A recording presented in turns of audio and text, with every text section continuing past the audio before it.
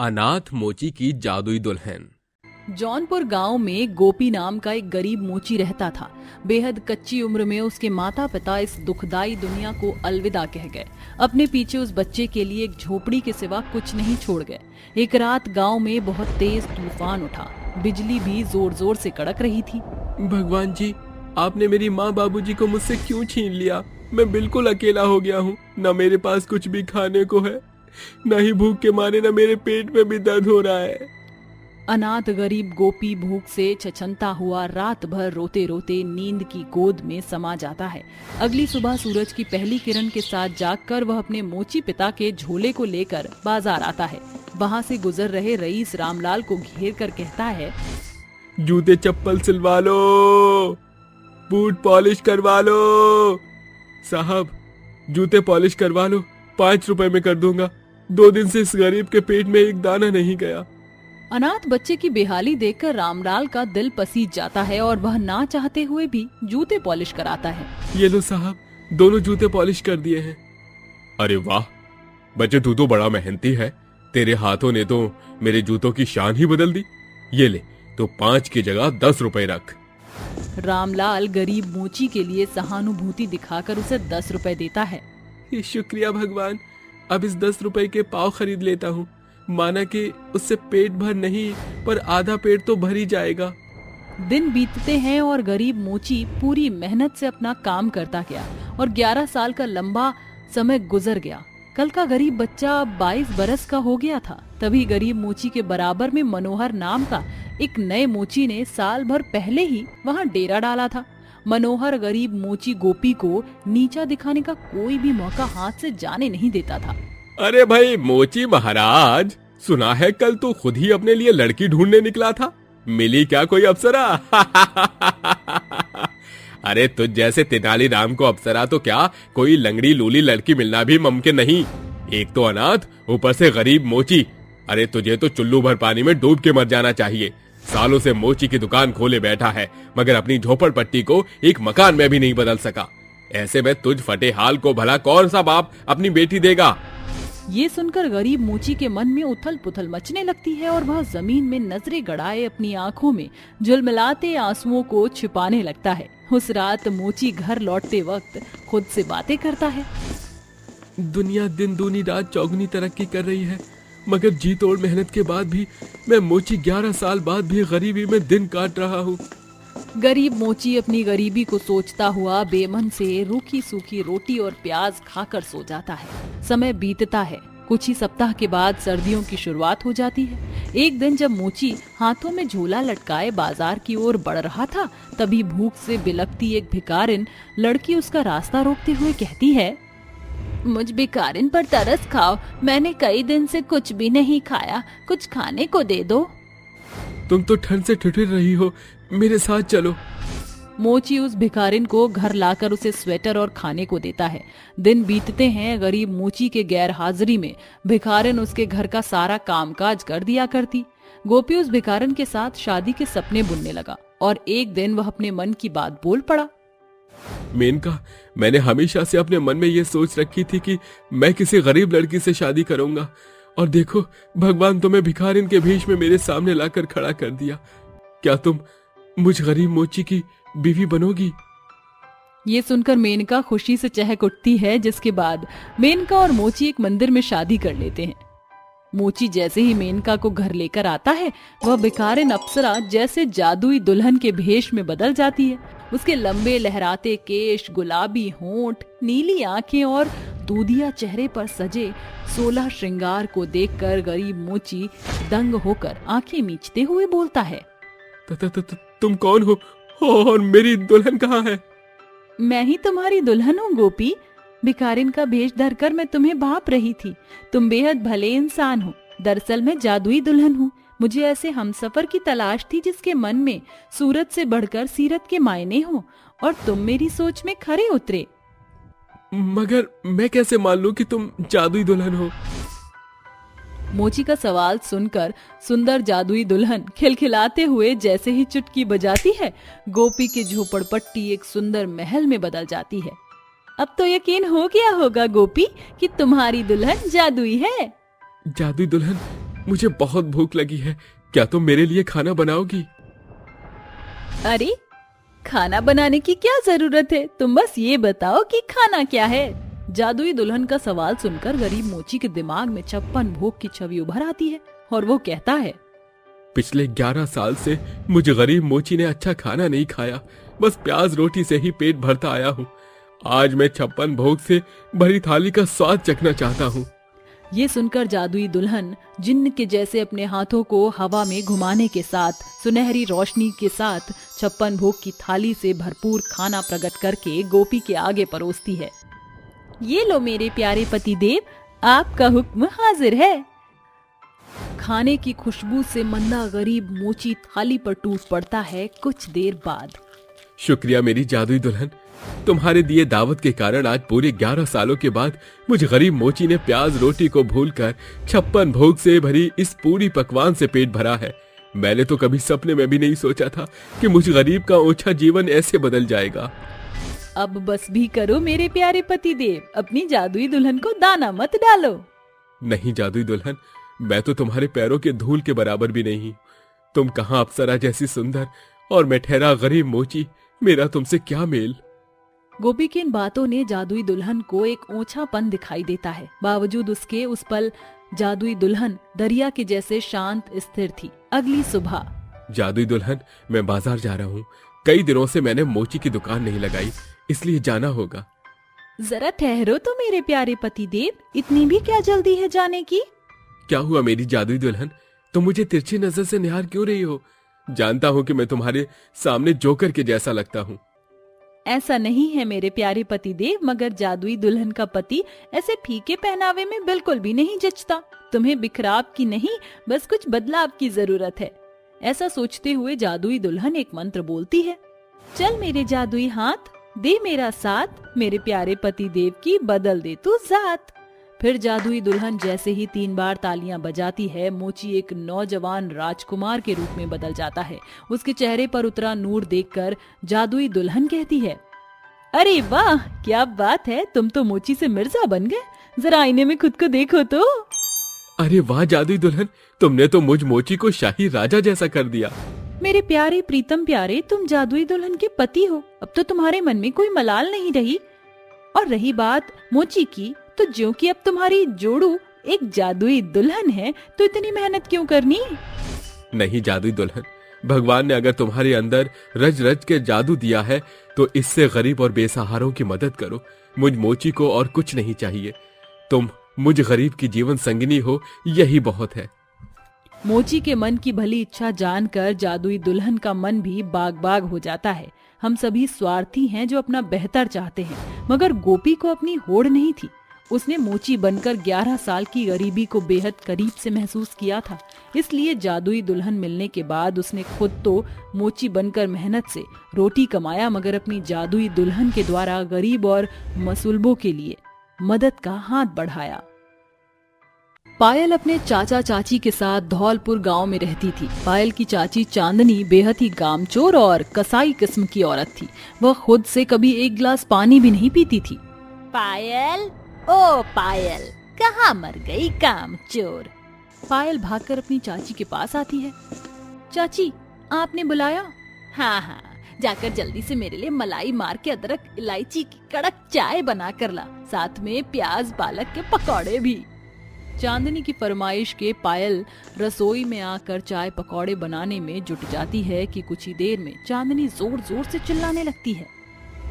अरे ओ नासपीटी निखट्टू, जल्दी कर, मेरे पेट में चूहे हाथी घोड़े सब रेस लगाए बैठे हैं।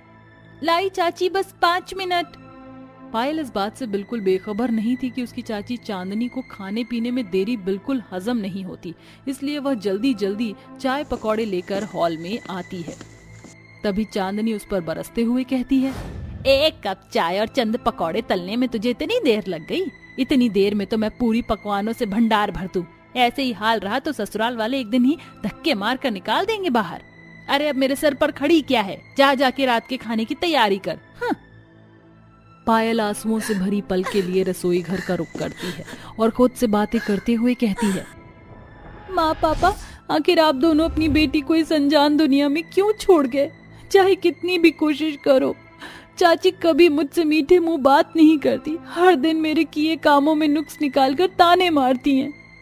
रात होने पर जब रामलाल घर लौटता है तो पायल चांदनी और उसे खाना परोसती है, और जैसे ही खुद भी खाने की थाली पर बैठने के लिए कुर्सी खींचती है तभी चांदनी उसे झड़पते हुए कहती है, अरे ओ महारानी, ये कुर्सी क्यों खींच रही है? वो चाची, मैंने सुबह से कुछ खाया नहीं, सारा दिन कामों में निकल गया, अब भूख बर्दाश्त नहीं हो रही है, इसलिए मैं भी खाने की थाली लगा रही हूँ। बाद में अकेले खाने से बेहतर है कि आप दोनों के साथ बैठकर खा लूं। चुपचाप खड़ी रहे, बड़ी आई हमारे साथ खाने वाली। हमारी थाली में जो खाना बचेगा वो क्या तेरा बाप खाएगा? हाँ चाची, रोज तो मैं आप दोनों का बचा खुचा जूठा नहीं खाती हूँ, क्या बिगड़ जाएगा जो एक दिन मैं अलग से खा लूंगी तो? पायल को ऐसा बोलता उसका चाचा रामलाल उसकी आवाज को दबाते हुए कहता है, चुप कर बेगे औरत, आजकल तेरी जुबान बहुत चलने लगी है। अरे शुक्र मना हमारा जो भैया के मरने के बाद मैंने तुझे पनाह दी, वरना भिखारियों की तरह दर दर भटकती हुई भीख मांग रही होती। रामलाल के कड़वे शब्द पायल के सीने में फांस की तरह चुभ रहे थे, जिसके बाद वह रोती बिलखती हुई कमरे में चली जाती है। दिन बीतते हैं। एक रोज रामलाल चांदनी से कहता है, अरे सुनती हो भगवान, बड़ी उम्दा खबर लाया हूँ। अरे तो बताओ भी, बात क्या है? पायल के लिए एक बड़ा अच्छा रिश्ता हाथ लगा है, एक पैसे की मांग नहीं है उनकी। इसे हमारे 2 फायदे हैं, इसके ब्याह की जिम्मेदारी से पीछा छूटेगा और भाई साहब के इस प्रॉपर्टी पर भी हमारी पूरी दावेदारी जम जाएगी। अपने स्वार्थ को साधते हुए रामलाल और चांदनी पायल की शादी एक बड़े परिवार में कर देते हैं, मगर बहू बनी पायल के मन में बार बार ससुराल वालों की चिंता उमड़ घुमड़ रही थी। पता नहीं मेरे ससुराल वाले मेरे साथ कैसा बर्ताव करेंगे। जब मेरे खुद के सगे चाचा चाची मेरे ना हो सके तो ससुराल तो शासन का दूजा नाम है। पायल अभी ऐसा सोच ही रही होती है कि उसकी सास सीता कहती है, अरे बहू रानी, कहाँ खो गई? भीतर आओ, मैं तुम्हें सबसे मिलवाती हूँ। ये है तुम्हारे ससुर, ये जेठानी ज्योति, ये निम्मी तुम्हारी ननद और मैं तुम्हारी सास। पायल को अंदर ही अंदर ससुराल वालों का खौफ खाए जा रहा था। उसके चेहरे पर उभरी हुई झिझक देखकर उसकी जेठानी ज्योति कहती है, पायल तुम थक गई होगी, जाओ जाकर आराम करो। पायल अपने कमरे में आकर गहरी नींद में गुम हो जाती है और अगली सुबह 10 बजे उसकी आंख खुलते ही उसकी निगाह घड़ी की ओर घूम जाती है। शादी के पहले दिन मैं इतनी देर से उठ रही हूँ, पता नहीं मेरी सास ननद और जेठानी मुझे कितना सुनाएंगी। इसी डर के साथ बेचारी बड़ी झुंझुलाहट के साथ नहा धोकर रसोई में आती है, जहाँ ज्योति कहती है, अरे पायल तुम यहाँ? मैं तो तुम्हारे कमरे में ही चाय ला रही थी। जेठानी जी, मैं जानती हूँ आप मुझसे नाराज हैं, मुझे माफ कर दीजिए, मुझे इतनी देर से नहीं जागना चाहिए था, पता नहीं कैसे मैं इतनी देर तक सोती रह गई। पायल की आंखों में उभरी उथल पुथल और बड़ी बेचैनी को देखकर ज्योति उसे सहलाते हुए सुलझा सा जवाब देती है, अरे पायल इतना परेशान क्यों हो रही हो? देखो सारा काम खत्म हो चुका और मुझे जेठानी जी नहीं जीजी कहकर बुलाना, मुझे बहुत अच्छा लगेगा। ये लो, ये चाय पापा जी को दे आओ। पायल सर पर पल्ला किए अपने ससुर को चाय देते हुए धीमी आवाज में कहती है, ये लीजिए ससुर जी चाय। ये क्या पायल बहू, आज के जमाने में ये पल्लूश? शायद तुम्हें पता नहीं कि हमारे ससुराल वाले पर्दा प्रथा को प्रोत्साहित नहीं करते। मगर ससुर जी, मैं तो इस घर की बहू हूँ। बहू? इस घर आंगन को ससुराल नहीं बल्कि मायका मान ले, और मुझे अपनी माँ। इस घर में बहू और बेटी का बराबर दर्जा है। ये सुनकर पायल की आंखों के आगे अपने चाचा चाची के सौतेलेपन की छवि उभर आती है, जिसके साथ बहू की आंखों से आंसू छलक पड़ते हैं। मेरे ससुराल वाले इतने खुले विचारों के हैं, तू तो खामखा ही खौफ खा रही थी पायल। देखते ही देखते दिन ढल जाता है और दोनों देवरानी जेठानी मिल बांट कर खाना बनाकर मेज पर लगाती हैं। सभी को खाना सर्व करके पायल खड़ी हो जाती है, तभी उसकी ननद निम्मी कहती है, अरे पायल भाभी, आप खड़ी क्यों हो? आइए ना हमारे साथ बैठकर खाइए। अभी ननद को खाने के खातिर जोर कसता देखकर पायल झिझकते हुए बोलती है, मगर निम्मी ऐसे कैसे? पहले तो घर के बड़े खाते हैं, फिर बहू। ये सुनकर बहू की सास सीता मुस्कुराते हुए उसे खाने की मेज पर बैठाकर खाने की थाली परोस कर कहती है, बहू तुझे कहा था ना कि इसे ससुराल समझने की बजाय अपना मायका मान। खाने का असल मजा तो पूरे परिवार के बीच आता है। चल अब खाना शुरू कर, तेरे पहले निवाले के बाद हम खाएंगे। ये पहली बार था जब पायल के सामने जूठन से भरी थाली की बजाय प्यार दुलार से भरपूर खाना था। पायल के लिए उसकी दुनिया पूरी तरह से बदल चुकी थी। खाने का पहला कौर खाते ही बहू की आंखों से खुशी के अनूठे आंसू उमड़ पड़ते हैं और वह बेझिझक बोलती है, मैं कितनी खुशकिस्मत हूँ जो मुझे इतना सुनहरा ससुराल मिला है। मैं हमेशा अपनों के प्यार को तरसती रही, हमेशा चाचा चाची में उस प्यार भरी छवि को खोजती रही, मगर उन्होंने मुझे सिर्फ दुत्कारा। मगर आज मुझे अनाथ के पास माँ जैसी सास, पिता जैसे ससुर, सहेली जैसी ननद और बहन से बढ़कर जेठानी मिली है, और एक ऐसा जीवन साथी जिसने मुझे खुशी से स्वीकारा। आज मुझे सही मायनों में मायका मिल गया। भगवान सभी लड़की को ऐसा ही ससुराल दे। जिस अपनेपन की चाहत पायल को उसके मायके से थी, वह ससुराल में पूरी होती है। किसने सोचा था कि पायल को मायके से बढ़कर प्यार दुलार करने वाला ससुराल मिलेगा। आज पायल के हक की खुशियां उसकी झोली में आ ही गई। केरलपुर जैसी एक जगह पर छोटा सा गांव बसा था, जहां पर हर एक चीज बांस से बनी हुई थी। सभी लोग वहां पर बांस से बनी हुई चीजों का इस्तेमाल किया करते थे। जहां के घर, सड़कें, इमारतें, स्कूल खेलने के मैदान, पेड़ पौधे और बर्तन, सभी चीजें बांस से बनी हुई थी। और वहां के रहने वाले सभी लोग बांस से बनी हुई चीजों का ही इस्तेमाल किया करते थे। उस गांव के सभी लोग आपस में हंसी खुशी रहा करते थे। लेकिन कुछ कंस्ट्रक्शन के लोग उस गांव में आते हैं और बांस से बने हुए गांव में रहने वाले सभी लोगों से कहते हैं, देखो, यहाँ से जितनी जल्दी हो सके इस जगह को खाली कर दो। हमारे पास ऊपर से ऑर्डर आया है कि हमें इस जगह को तोड़कर यहाँ पर बहुत बड़ी बड़ी ईंटों की इमारतें बनानी है। अगर तुम लोगों ने हमारी कहने पर इस जगह को खाली नहीं किया तो हम तुम्हें 7 दिन की मोहलत देते हैं। हम 7 दिन बाद इस जगह के ऊपर बुलडोजर चलवा देंगे। उसके बाद ना रहेगा बांस, ना बजेगी बांसुरी। तभी वहाँ के सभी लोग उन लोगों की बातें सुनकर उनके ऊपर जोर जोर से हंसने लगते हैं। अरे तुम्हें क्या लगता है कि तुम हमें यहाँ से जगह खाली करने के लिए कहोगे और हम बहुत जल्दी यहाँ से जगह खाली करके चले जाएंगे?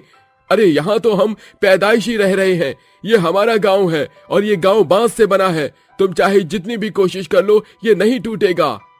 हमारा गांव बांस का गांव ही रहेगा। तुम चाहे कितना भी इसे तोड़ने की मेहनत कर लो, लेकिन तुम्हें यहाँ कुछ नहीं मिलेगा। इसलिए समझदारी यही है कि तुम यहाँ से चले जाओ, नहीं तो हमारी देवी नाराज हो जाएगी। देखो, हमारे पास ऑर्डर आए हुए हैं। तुम लोग यहाँ से जितनी जल्दी हो सके इस जगह को खाली कर दो। यहाँ बांस का अब कुछ भी नहीं बचने वाला। रुपेश और धर्मेश दोनों ही वहाँ से चले जाते हैं, जिसके बाद गांव के सभी लोग आपस में बात करने लगते हैं। अरे, इन लोगों की धमकी से हम नहीं डरने वाले। हम यहाँ इस गांव में रहते हैं और बांस का व्यापार करते हैं। ये लोग हमें इस गांव से नहीं निकाल सकते।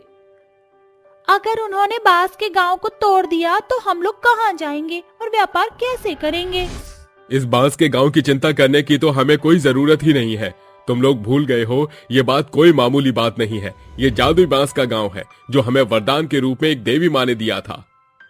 चलो, चिंता करने की कोई बात नहीं है। हम लोग अपना आराम से रहेंगे और इस बांस के गांव को छोड़कर कहीं नहीं जाएंगे।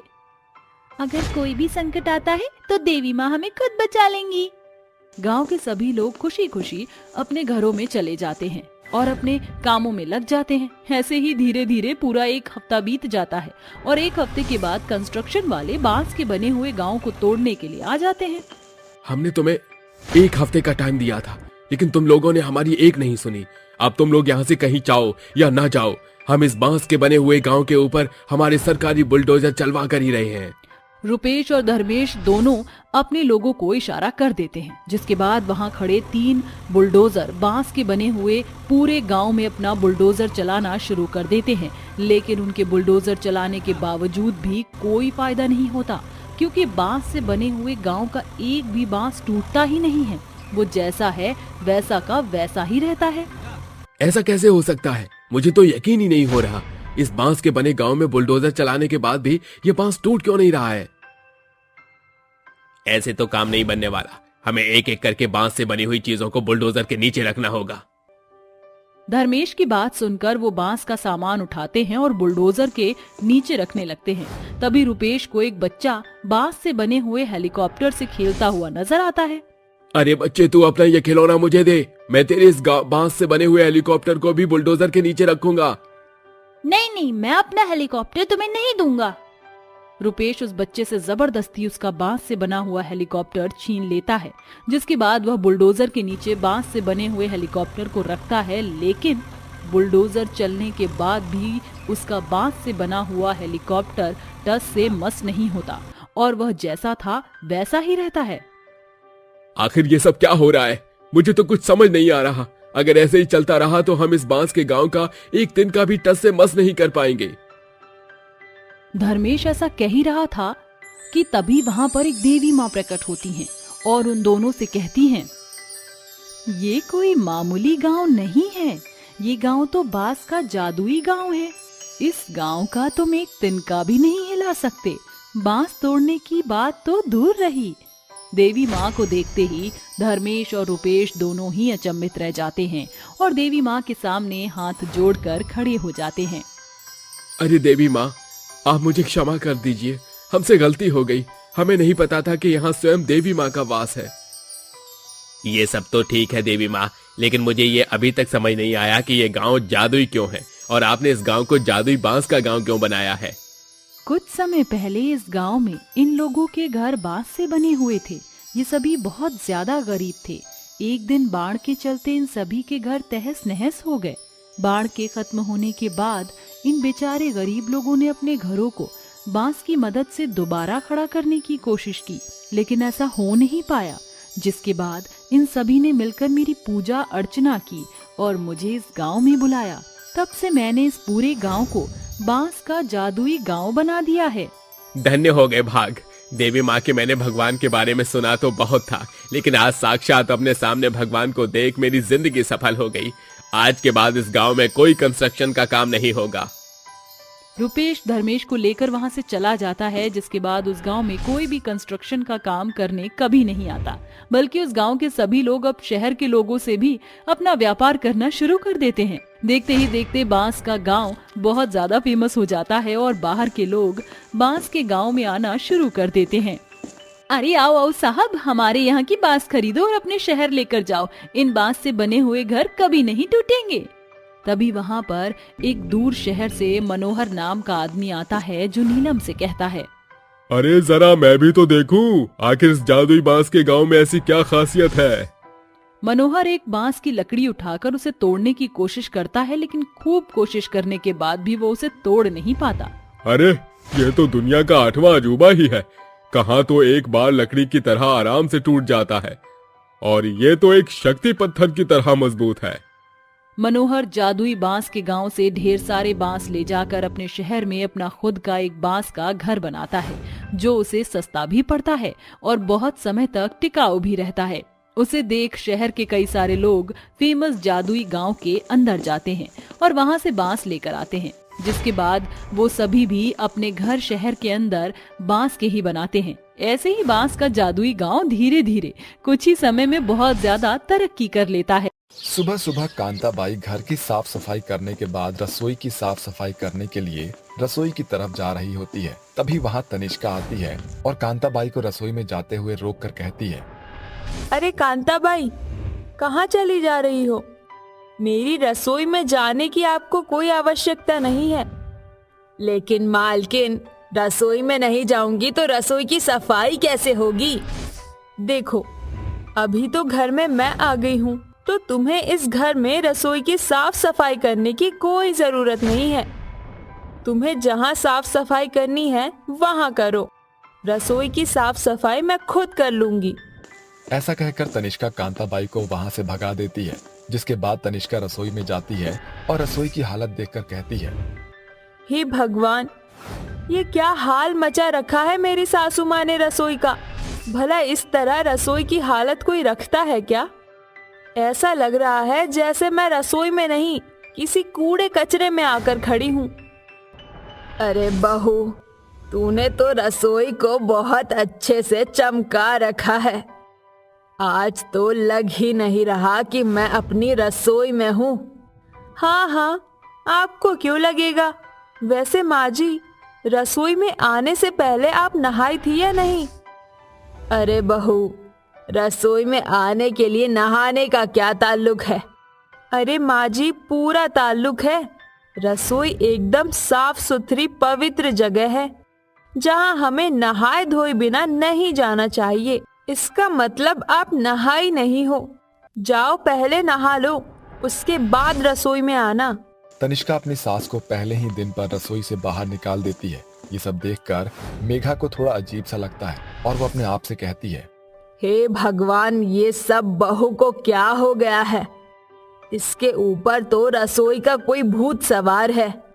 बेचारी मेघा हॉल में जाकर टीवी देखने लगती है, जिसके बाद कुछ ही देर में तनिष्का रसोई से स्वादिष्ट खाना पकाकर खाने की टेबल पर लगा देती है और मेघा के पास जाकर उससे कहती है, अरे माँ जी, चलिए मैंने खाना बना दिया है, आप आकर खा लीजिए।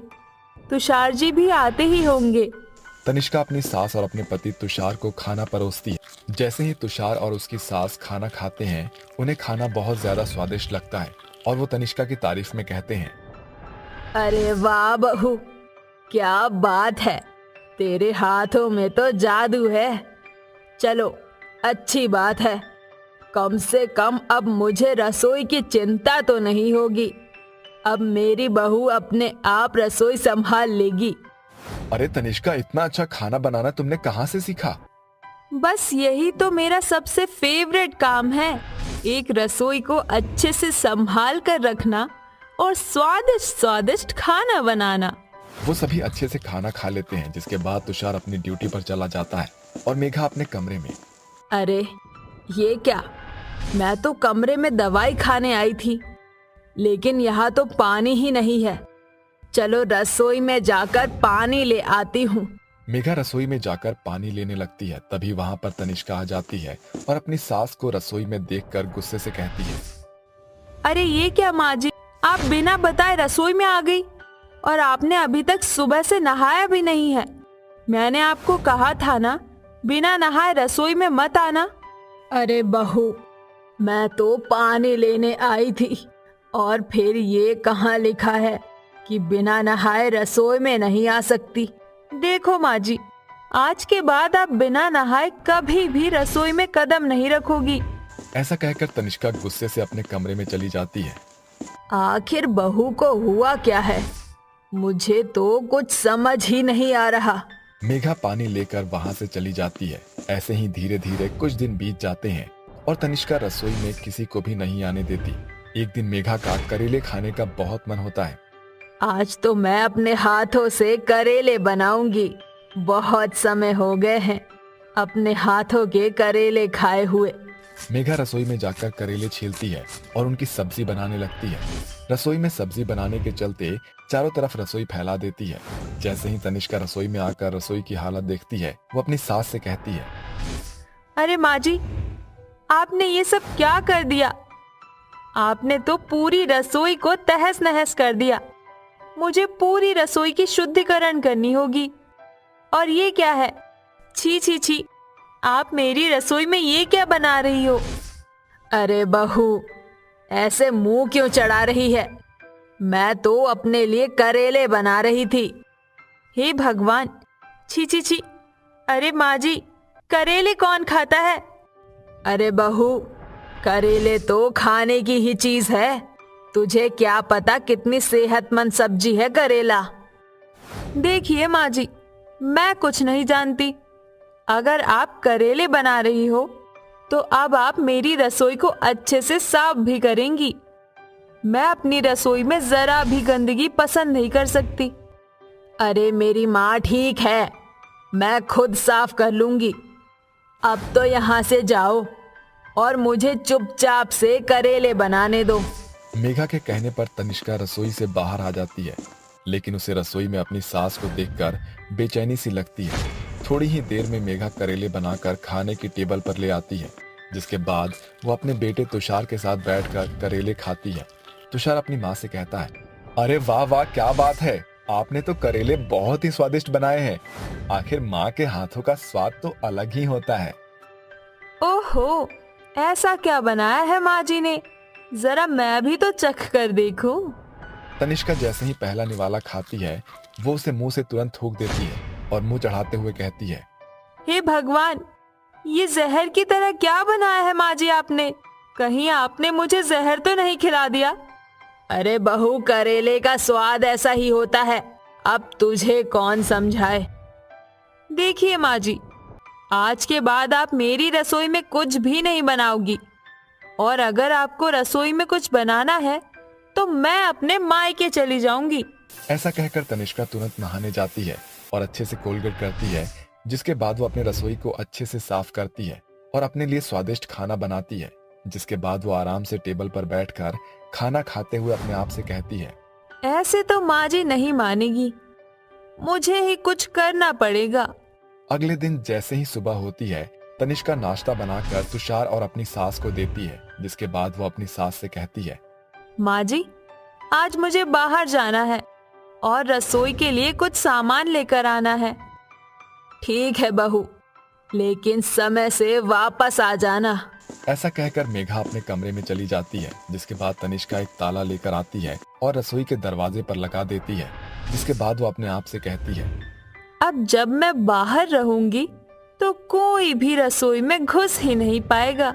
ऐसा सोचकर तनिष्का चाबी अपने साथ ले जाती है और सुबह से शाम तक बाहर ही रहती है। जैसे ही वो शाम को घर वापस लौटती है, तुषार और मेघा गुस्से से उसको देखते हैं और कहते हैं, तनिष्का ये सब क्या है?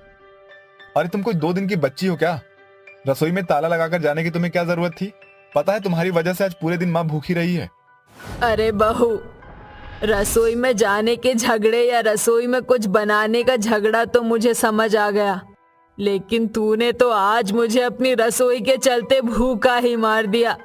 कम से कम थोड़ा तो मेरा ख्याल रखती। ये सब सुनने के बाद तनिष्का को अपनी गलती का एहसास होता है। जिसके बाद वो अपनी सास और अपने पति से माफी मांगती है। मुझे माफ कर दीजिए, आज मैंने कुछ ज्यादा ही गलत कर दिया। आज के बाद मैं ऐसा कभी नहीं करूंगी माँ जी। अब मुझे बस 10 मिनट दीजिए, मैं अभी आपके लिए कुछ बनाकर लाती हूँ। तनिष्का तुरंत रसोई में जाती है और अपनी सास के लिए कुछ बना कर लेकर आती है। जिसके बाद वो उनके साथ बैठकर पेट भर खाना खाती है। लेकिन उस दिन के बाद से तनिष्का अपनी सास के साथ रसोई के लिए झगड़ना बंद कर देती है। जिसके बाद दोनों सास बहू रसोई में आराम से एक साथ खाना बनाना शुरू कर देती हैं। सर्दी का समय होता है। गंगा अपने 2 बेटों के साथ रहा करती थी। गंगा के दोनों बेटे बहुत आलसी थे। गंगा किसी भी काम के लिए अपने बेटों के आसक्ति नहीं थी। अगर वह अपने बेटे को कोई काम बताती तो उसके दोनों बेटे काम करने से मना कर देते, जिसके चलते वह घर की जिम्मेदारियों का भार अकेले ही उठा रही थी।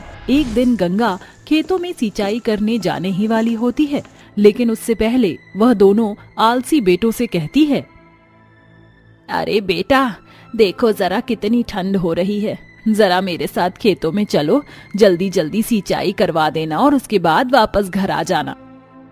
देखो माँ, ये मेहनत करनी तो मेरे बस की बात नहीं है, मैं तो आपके साथ नहीं जाऊंगा। और मुझको तो बहुत जोरों से नींद आ रही है, मैं अभी कहीं नहीं जाऊंगा, मुझे सोना है और मैं सोने जा रहा हूँ। राकेश और दिवाकर दोनों ही भाई अपनी माँ के साथ जाने से मना कर देते हैं। जिसके बाद बेचारी गंगा मजबूरन ही खुद ही अपने खेतों में जाकर सिंचाई करने लगती है। वहीं दूसरी तरफ बाकी के खेतों में सभी बूढ़े माता पिताओं के बेटे उनकी मदद करवा रहे होते हैं, लेकिन बेचारी गंगा अकेले ही पूरे खेत की सिंचाई करने लगती है। कोई बात नहीं, एक ना एक दिन मेरे बेटे मेरी मदद जरूर करवाएंगे। आज उन्हीं के अंदर बहुत हालात हैं, लेकिन एक दिन वह इतने मेहनती हो जाएंगे कि पूरे गांव में इतना मेहनती कोई नहीं होगा। गंगा खेतीबाड़ी करके अपने घर का गुजारा करती थी। वहीं दूसरी तरफ राकेश और दिवाकर अपनी माँ के कमाए हुए पैसों से अपने शौक पूरे किया करते थे। अरे माँ आ गई, आप देखो मेरी दाढ़ी कितनी बढ़ रही है, लाओ मुझे थोड़े से पैसे दे दो, मुझे अपनी दाढ़ी कटवानी है। लोग इतनी बड़ी दाढ़ी देखकर मेरा मजाक उड़ाते हैं। लेकिन बेटा, मेरे पास तुम्हें देने के लिए पैसे नहीं हैं, और जो पैसे हैं उनसे मुझे घर का राशन भी लाना है, और मेरी तबीयत भी ठीक नहीं है, मुझे दवाई भी लेकर आनी है।